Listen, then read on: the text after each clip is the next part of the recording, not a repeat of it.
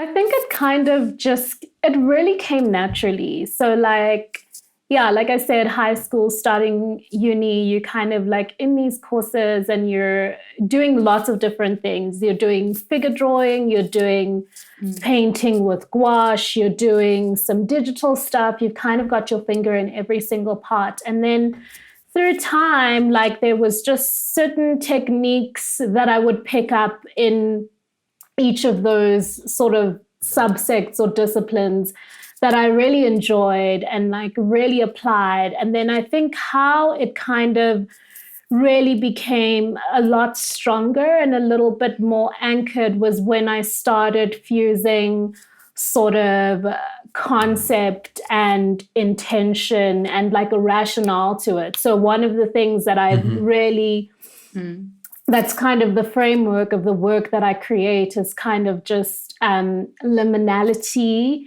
in terms of one's emotional landscape. So how like our emotions just are so complex. You can be simultaneously happy and sad. You know, they're just so layered.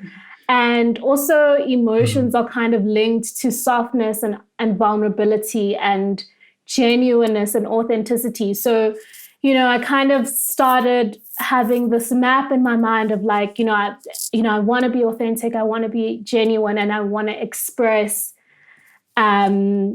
information about emotions. And what is that? It's the layers, it's the softness, it's the delicate, intricate detail. So once I started to figure that out, that kind of worked its way into everything that I make. So whether it's digital, whether it's traditional, now I'm kind of experimenting with sound art. That notion of layers and softness and, vulnerability and delicateness kind of are in my mind. So that's what comes out naturally. And sorry, one last thing, but like, it's so funny because in terms of my process, one of the things that I always do before I make work, like I have a Pinterest board and an Instagram board of like artists' work that I like. And I literally just sit there and I digest. And I'm so confident in my work and like I'm so confident in my style that I know it's not going to look like that. Like, even though I'm like literally 2 seconds before going to start a base coat on a piece of paper, I'm like looking at someone else's work. I know it's not gonna turn out like that, but there will be influences of that. Yeah. Sure. Yeah.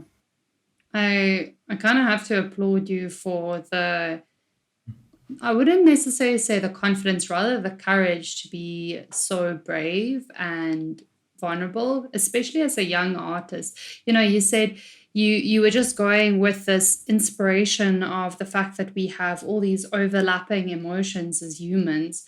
And I think a lot of artists know what intrinsically inspires them. It's just very hard to trust in your gut or follow through with that immediately and expose it to the world.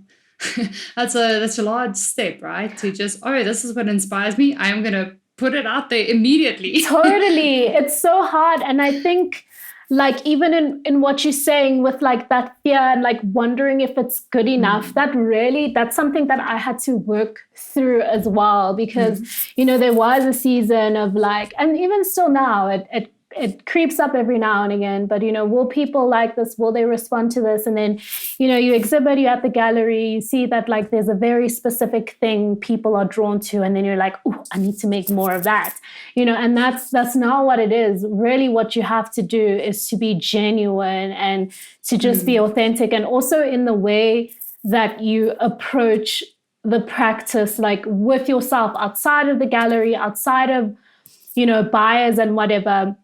You really need to cultivate a good relationship with your practice, because ultimately that's the thing that you're doing most of the time. So there's I've kind of like really infused a real sense of play, a real sense of like letting go, not taking things too seriously. Guys, like on those little shelves behind there's so many mess ups. There's so many things that like are never going to see the light of day.